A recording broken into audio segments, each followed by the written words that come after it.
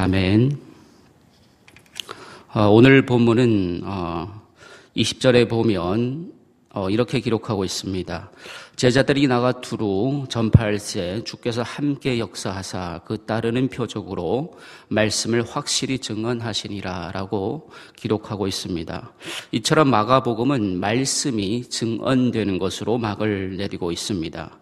그래서 오늘 말씀 제목을 말씀행전 17장이라고 붙여보았습니다. 왜냐하면 마가복음은 16장에서 끝나지만 주님의 말씀은 오늘도 내일도 주님 다시 오시는 그날까지 멈추지 않고 계속 증언되어야 하기 때문입니다. 그런데 20절을 자세히 살펴보면 말씀 증언의 주체가 제자들이 아니라 예수님이십니다. 제자들의 역할은 말씀 전파자일 뿐 주체는 아닙니다. 여기 마이크가 있지 않습니까? 이 마이크의 역할은 설교자의 음성을 그냥 스피커에 전달하는 것뿐입니다.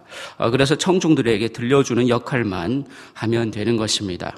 이처럼 제자들의 역할 그리고 오늘 우리의 역할은 이 마이크와 같다는 것이죠.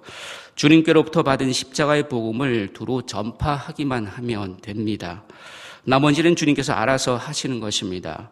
그러므로 어떻게 보면 십자가 전달자의 사명은 아주 쉬운 것이라고 할 수가 있습니다.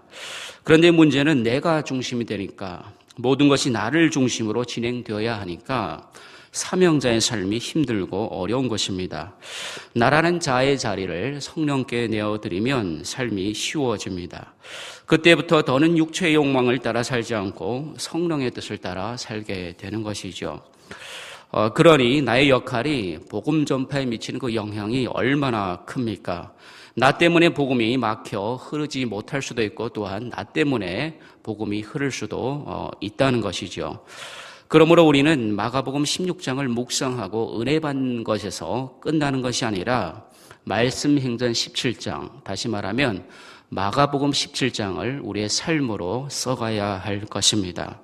그럴 때 승천하셔서 하나님 우편에 계신 주님의 마음이 기쁘실 것입니다. 이것이 20절이 오늘 우리에게 주는 의미인 거죠. 오늘 우리가 읽은 본문은 부활장입니다. 부활장이면 말 그대로 분위기가 밝고 생명력이 넘쳐야 할 텐데 본문을 자세히 살펴보면 그렇지 않습니다. 어찌 보면 초상집 분위기입니다. 두려워서 떨고 있고 무서워서 도망하고 있고 슬퍼서 울고 있는 그런 침울한 분위기입니다. 이유가 무엇일까요? 한마디로 말씀드리면 제자들의 믿음의 문제입니다. 여러분 그 옛날에도 그랬고 오늘날에도 그렇고 사람들의 문제는 인간의 책임을 자꾸 다른 데로 전가하려고 하는데 있다는 것이죠. 그 본질적인 이유는 바로 인간은 죄된 본성을 갖고 태어났기 때문입니다. 그래서 신이 존재하느냐 존재하지 않느냐의 문제도 마찬가지입니다. 수천 년 동안 논의되어 왔던 문제인 거죠. 그러나 이것은 어떤 측면에서 보면 질문 자체가 잘못된 것입니다. 신은 인간의 의지와 상관없이 항상 존재해 왔던 것이죠. 문제는 신 존재에 대한 사람들의 믿음의 문제인 것입니다. 신이 존재하느냐 존재하지 아니하느냐의 문제가 아니라 핵심은 사람들의 믿음이 있느냐 없느냐 그 문제라는 것이죠. 오늘 본문의 부활의 문제도 마찬가지입니다. 부활이 사실이냐 사실이 아니냐의 문제가 아닙니다. 부활은 이미 기정사실입니다. 문제는 부활에 대한 제자들의 믿음인 것이죠. 제자들은 3년 동안이나 예수님과 함께 동거동락했습니다. 그쯤 되면 눈빛만 봐도 사람의 마음을 잘 알 텐데 제자들은 어떻게 되었죠? 결국 부활을 믿지 못했습니다. 안식 후 첫날 그러니까 주일 새벽이죠. 주일 새벽에 동명이인의 두 마리아와 세베대의 아내인 살로메가 예수님의 시체에 기름을 바르려고 향품을 가지고 무덤으로 찾아갑니다. 그러나 예수의 시체는 보이지 않고 어떤 흰 옷을 입은 청년 한 명이 그 무덤 안에서 그들을 맞이합니다. 여자들이 그 청년을 보고 놀랍니다. 놀란 여자들에게 청년이 말합니다. 놀라지 마시오. 그대들이 찾고 있는 예수는 다시 살아나셨소. 이미 갈릴리에 가서 계시오. 그의 제자들과 베드로에게 이 사실을 빨리 가서 알리시오. 라고 청년이 여자들에게 말합니다. 청년이 빨리 가서 알리라 하였건만 여자들은 너무 무서워서 아무에게도 아무 말도 지금 못하고 있는 상황입니다. 그래서일까요? 예수님께서는 전에 7 귀신을 쫓아내어 주신 막달라 마리아에게 먼저 보이십니다.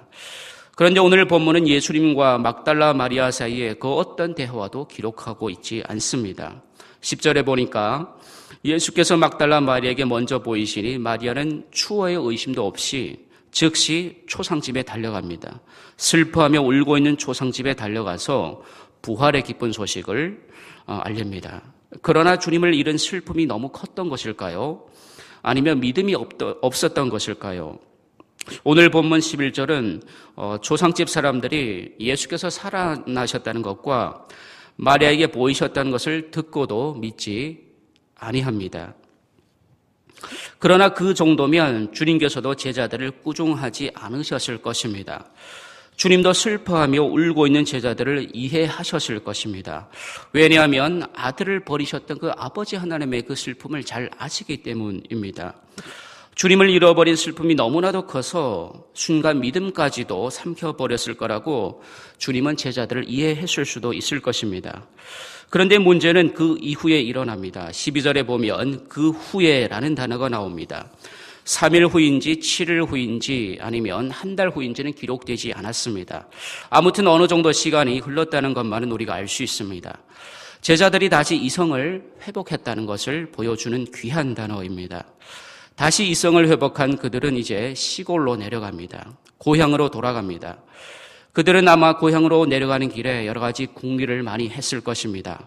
주님을 따름으로 한 자리 해보려고 아내도 자식도 부모도 생업까지 다 버렸는데 그렇게 신뢰했던 주님은 결국 십자가에 죽으셨고 남는 것은 쓸쓸함과 허무함과 빈손뿐이구나.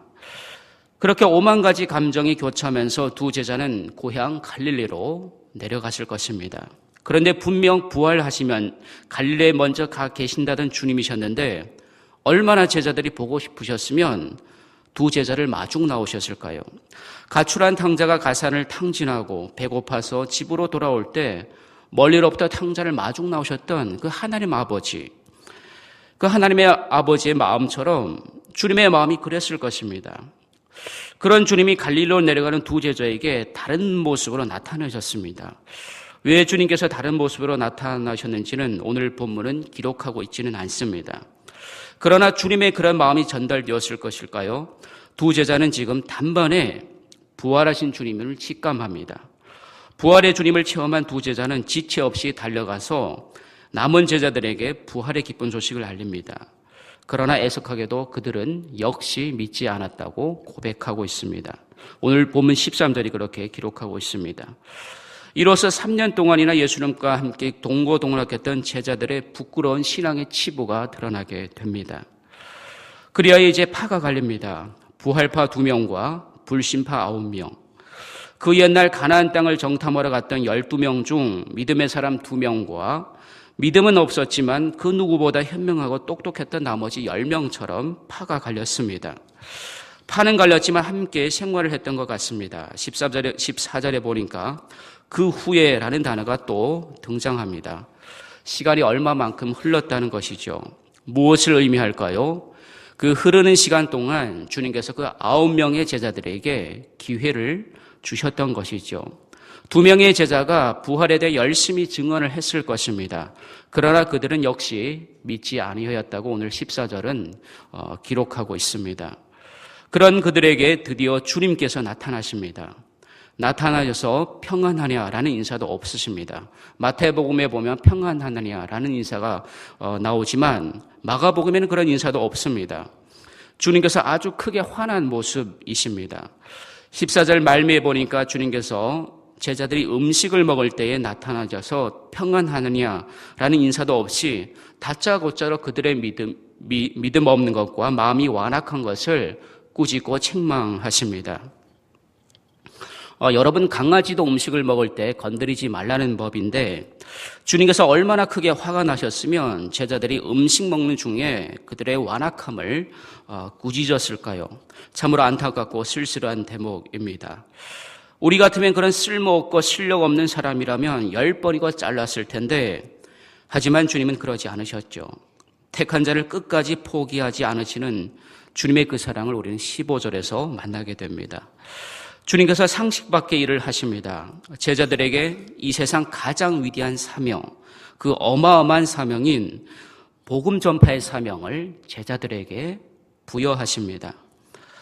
제자들은 끝까지 주님을 배신하고 믿지 아니하였지만 주님은 끝까지 제자들을 믿고 사랑하셨던 것입니다. 인간과 신의 경계가 드러나는 곳이죠.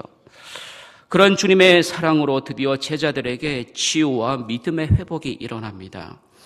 이제 제자들은 더는 나약한 제자들이 아닙니다. 아골골짝 그 어떤 빈들에라도 가서 복음을 전파하는 말씀의 증인으로 거듭나게 됩니다. 20절 말씀입니다. 제자들이 나가 두루 전파할새 주께서 함께 역사하사 그 따르는 표적으로 말씀을 확실히 증언하시니라. 이로써 마가복음은 부활하신 주님의 한결같은 사랑이 제자들을 다시 부활의 증인으로 거듭나게 하는 장면으로 끝이 납니다. 사랑하는 성도 여러분, 그 한결같은 주님의 사랑이 이 시간에도 우리와 함께 하십니다. 이제 우리도 단지 말씀을 듣고 은혜를 받는 것에서 끝내는 것이 아니라 말씀의 증인, 부활의 증인이 되어야 하지 않겠습니까? 다시 말해서 마가복음 17장을 써가야 되지 않겠습니까? 그러나 기억할 것은 마가복음 17장은 종이에 기록하는 것이 아닙니다. 우리의 삶으로 기록하는 것이죠. 그러할 때 우리의 삶에 귀신이 쫓겨나고 새 방언을 말하며 뱀을 집어올리며 무슨 독을 마실지라도 해를 받지 아니하며 병든 사람에게 손을 얹은즉 나음을 입게 되는 역사들이 일어나게 될 것입니다. 이 새벽에 이러한 은혜와 역사가 저와 여러분의 삶에 함께 하시기를 간절히 축원드립니다.